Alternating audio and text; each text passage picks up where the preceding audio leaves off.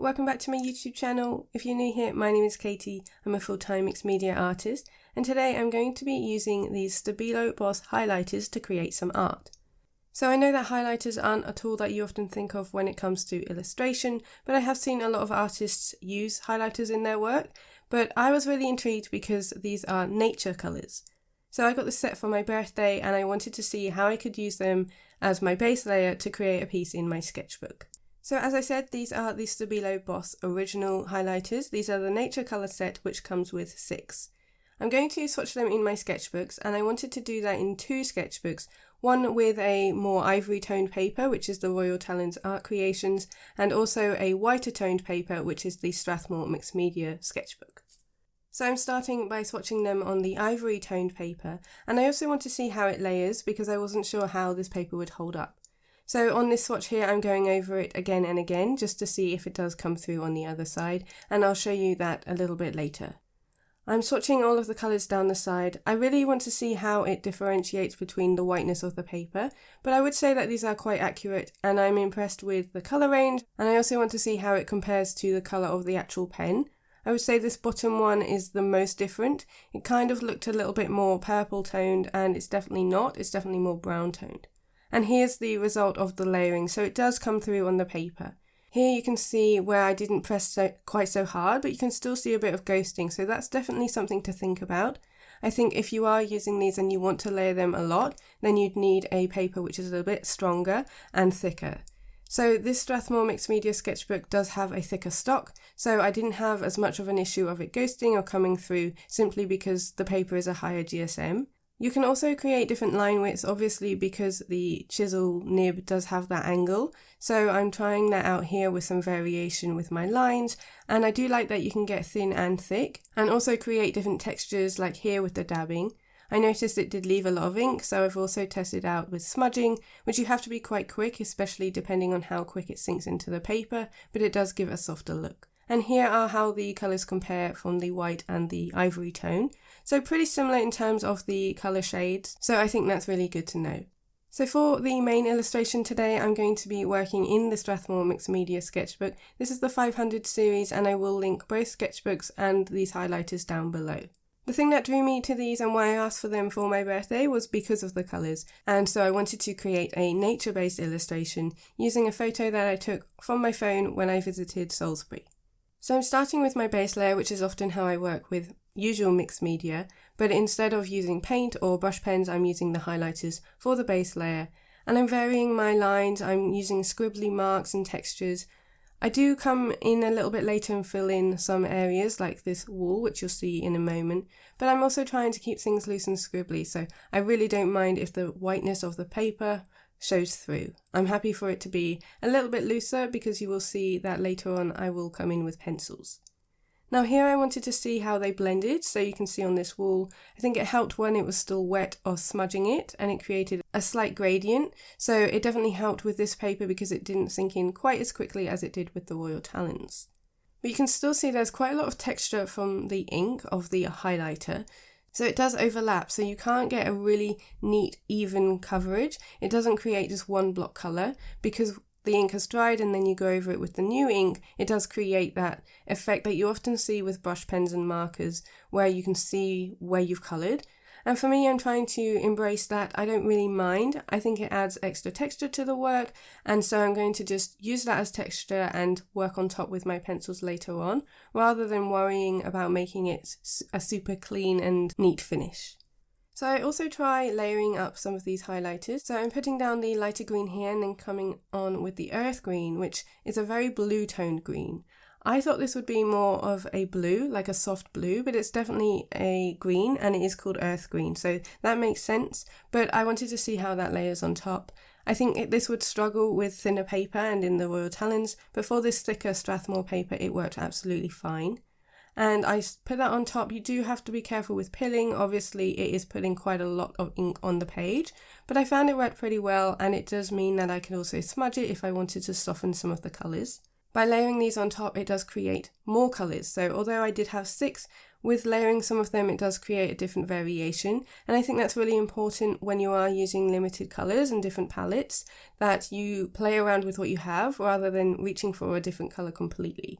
It's quite interesting to see how they do layer and create different effects. Plus, it creates a more cohesive piece in the end because you are using the same colours and tying it around the page. So it creates a really nice effect, and I really enjoyed using just the 6 colours for this piece. In terms of the colours that I have, I do really like them, but I do think that they could do with a yellow or a purple toned one. I felt like that was missing in terms of the amount of colours I got with this set, and I know that Stabilo do other pastel highlighters, but this is their first set that's based on nature. I do really like the difference in tone, so you can see here I'm coming in with the sienna, which is a much darker tone than the beige, for example, so I did really like that. Most of them are mid-tone though, but I do like that you can layer them up, and you'll see in a minute that I do that to create different shading. So I am using these highlighters to add in a lot of block colour, like here on the bushes and the house, as well as using them on their end, so I'm getting a bit more of a defined line. Obviously, highlighters are generally used for highlighting text and things in documents and not necessarily used for illustration, but it was really fun to try these, especially because the colours are a lot more me in this nature set. Here you can see where I'm layering on the same colour on top with the beige and also the warm grey, and it does create a really nice variation, so I really like that for shadows and adding that on top of the colour you've already put down. So it is surprising how much variation you can get with these colours because you can layer them on top of each other. I'm also adding in a tree here, so just using the warm grey. A brown would have been nice. I felt that the sienna was just too orange toned, so I do use the warm grey. But it layers fine over what I've already got, and I do come in later with pencil to darken it. I think if they expanded the range, a brown would also be a good colour to add, as well as the yellow and purple I mentioned earlier. But like I said, this isn't often used for art. These highlighters are just a bit more of an aesthetic colour, I suppose, to use in your document.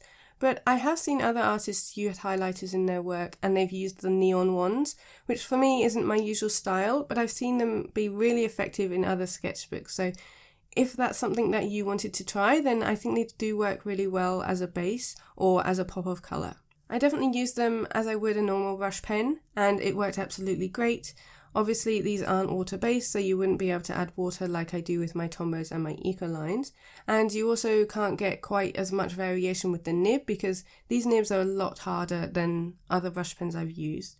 But I do really like the colours, and I definitely think I would interchange these with my brush pens as I used them and use them as my base layer like I am here. I'm not sure I would use them just on their own. So here you can see how it looks with just using those highlighters, and I wanted to take a little snapshot of how it looks at this stage before I then come in with my pencils so you can see how I add on details.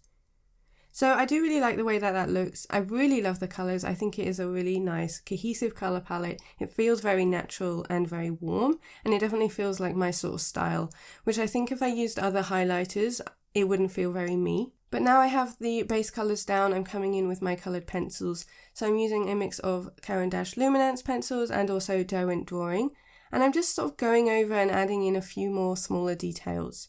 I want to add in a lot of variation to the greens, especially in this front flower bed in the foreground of the picture.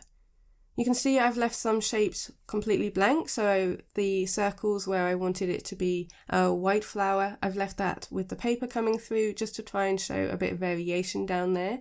It would be really nice to have a few more greens because those are the colours I reach for the most, but obviously instead of using the highlighters I'm just using my pencils to add that variation in.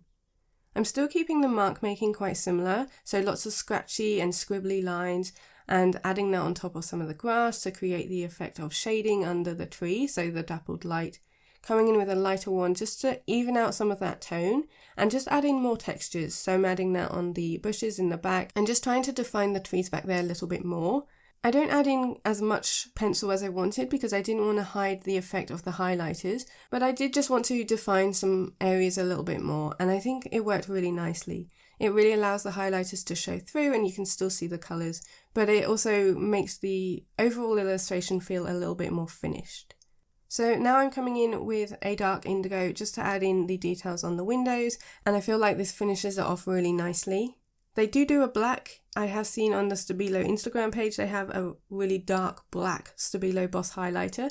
And you could get details like this by using and being really careful with the nib of the brush. But for me, I like the softness of the pencil texture and it felt like I had a bit more control here.